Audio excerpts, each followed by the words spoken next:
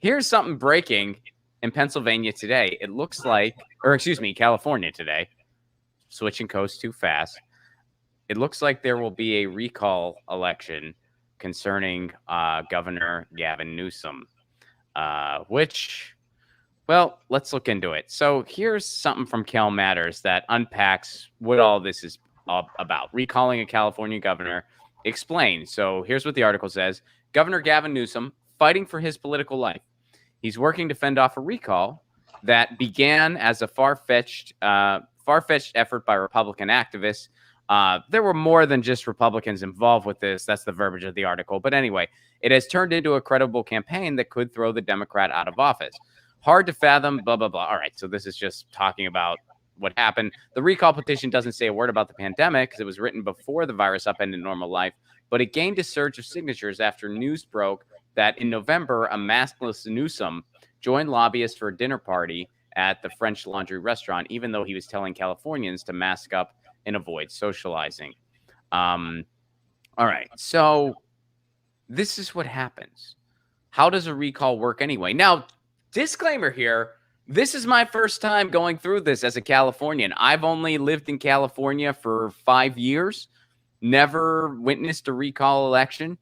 So this is my first time, and states are different when it comes to this. So here's what they say. This is I am a recall election virgin. This is presumably, assuming it happens, it'll be my first time. So here's what they say. California is one of 19 states that allow voters to remove state officials before the end of their term. No reason is necessary. The only requirement to put a recall on the ballot is enough voter signatures. That number must be 12% of voters in the last election for the office and must include voters in at least 5 counties. The magic number for Newsom would be 1,495,709.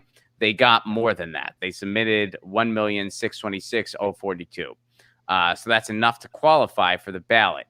So here's what happens next. State officials must complete a few more steps to finalize the process. And here's what happens. An election will be held later this year. It'll likely be held in the fall. And the date depends on the various preliminary steps that are done, but it'll likely be in the fall. And then voters will be asked to question. Here's what voters will see on this ballot of this special recall election. Do they want to recall Gavin Newsom? Yes or no? So, and if more than 50% of voters say yes, who should replace him? So I'm guessing if more than 50 say no, that's it. But if they say yes, who should replace him? This is where things get strange. This, according to the article, there's no limit on the number of candidates who can run to replace an official on a recall ballot. And whoever gets the most votes wins, even without a majority. So it's entirely possible that someone could be elected in a recall while winning less than half the votes. That's what happened in 2003 when then Governor Gray Davis was recalled by 55% of voters. More than 100 people ran to replace him, carving up the votes and allowing action movie star Arnold Schwarzenegger to win with 48.6% support. So this is how Caitlyn Jenner might become the next governor of California. That's basically like this kind of unpacks how it happens. They ask the question, do you want to recall the governor? If more than half the voters say yes, they just have this election where anyone can just kind of jump in the ring and whoever gets the most votes wins. And that's how something like a random celebrity will become governor. And that's kind of how it went down in 2003. And so here's what happens next. And again, this is my first time learning about this, folks.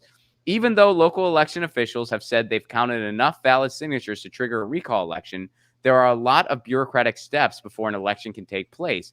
Here's a look at how the process, okay. So basically, there's some bureaucratic stuff that has to happen next before the actual election or measure, however you want to put it, happens. So interesting. And California is one of 19 states that does this, which I didn't know that. I mean, I didn't know that's how it worked and how it works in different states. This is all new information to me as a Californian who will presumably be going through this for the first time. So does Newsom stay in his position in the interim? I think so. Yeah. Because, I mean, they haven't, I would imagine, because they haven't actually voted to recall him. They haven't turned it over to the voters yet. So I'd imagine, yeah, they can't just remove him randomly and then he's just not, like, he's just in limbo. He will be the governor, I'd imagine, until the process is completely over. So, are the Dems going to complain about writing people in again, or is this okay? That's a great question. I don't know what they're going to do or how they're going to respond. I mean, and it's one of those things. I am no fan of Gavin Newsom, and I would love to see somebody better replace him. But would I want Caitlyn Jenner to replace him? No. Well, why take the risk on somebody worse? I mean, and that's why half the time when it comes to voting, I leave the candidate's part blank. Because more often than not, there is absolutely nobody worth voting for. So why would I really want to see something happen where we could get somebody worse than Newsom potentially, or someone just as bad? And like, why deal with an unfamiliar enemy instead of a familiar one? I mean, that's my take on it. If they can get someone better than him, great. But personally, I don't see that happening. I don't see that happening. It's not easy to run a write-in campaign either. So It could be like 100 people running. Are you freaking kidding me? Like, that could be like the Dem primaries all over again. And it's difficult because you have to make sure that everyone knows you're running, first and foremost, especially if they have it so that the ballot has people to choose from, it wouldn't be as bad. But they're going to have people joining and dropping, and I don't see how there could be a consensus if, there'd be so much confusion. Yeah, I mean, and again, I don't know exactly. I mean, I remember what happened. I mean, I vaguely remember when Arnold Schwarzenegger became governor, and of course, at the time, I was not living in California, so I only paid so much attention to it, and my only memory of it was just a total, kind of just a total circus that just made California look absolutely ridiculous, because it was just mostly high-profile celebrities who were getting all the publicity as far as potential candidates.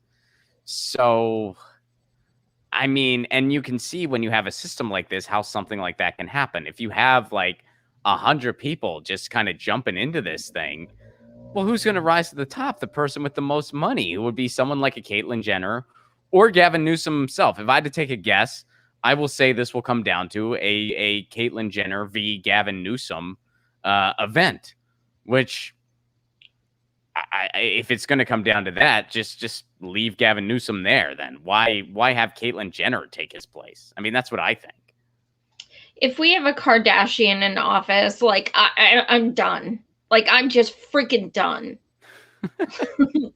Well, hey, if Caitlyn Jenner had better politics, that'd be different. I'd be like, well, let's take a chance on her. But she's a Republican, and so, and so is Gavin Newsom.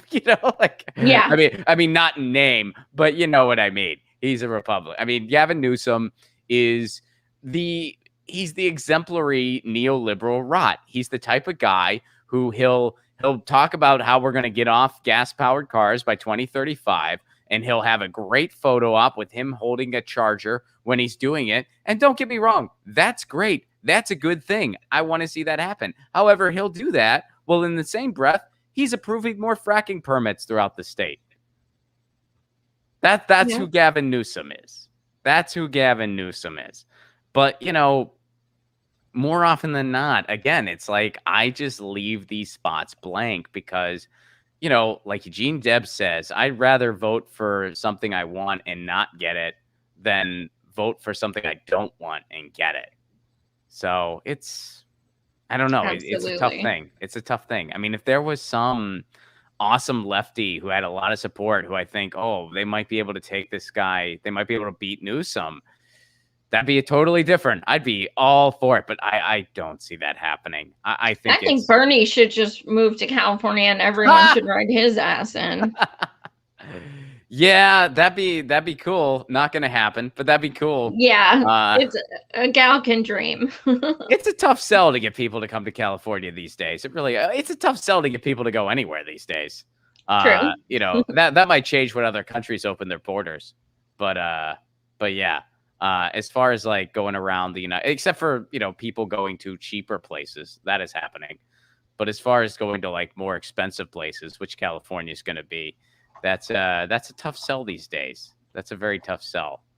So I don't know. I mean, in some ways, it's like I don't like Gavin Newsom at all. I'm glad people are holding him to account, but hold him to account for real. And if we're just going to get a charade where it's like Caitlyn Jenner or Gavin Newsom, you're just going to see a big old shrug from me, because you're just asking me, do you want a familiar enemy or a new one? And it's like, well, I'll just take the familiar one in that case, you know, and that's all too often what I'm deciding between.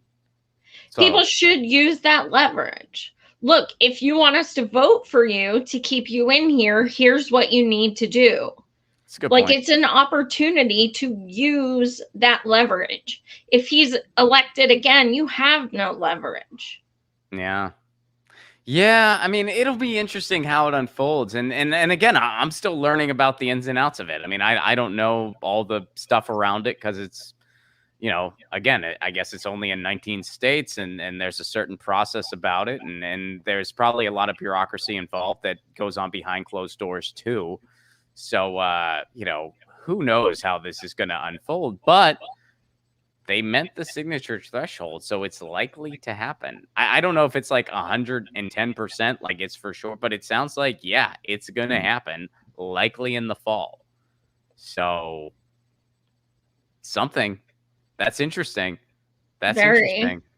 Although I'll tell you this, and again, I don't, again, not a fan of Gavin Newsom at all, but man, I wish there was a way to recall LA's mayor. That would be, I mean, he's up for election, but no one right now. I don't know of any decent challengers running against him. If they're out there, please email me, because I don't know who you are or where you are. The only person I know running against Eric Garcetti is my council member, who's a freaking cop. So again, it's like, and if you're asking me to choose between those two, I'm not going to vote.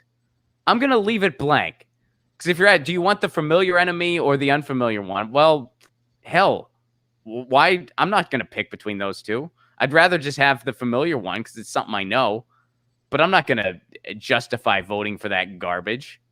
So guess we'll just see what happens. And man, what a failed system when those are your choices more often than not. More often than not, it's like, well, do you just want the familiar enemy or do you want a new kind? How about someone who's actually going to do some good in the office? Oh, you're so naive. Stop being a child. Stop asking for a pony. Get your news on with Ron. Don't you want to know what's going on? We're getting our news on today. Get your news on with Ron. Don't you want to know what's going on? We're getting our news on today. Yeah, yeah, yeah. You can tweet me an article at Ron Placone. We'll go through it together and make it our own. Get your news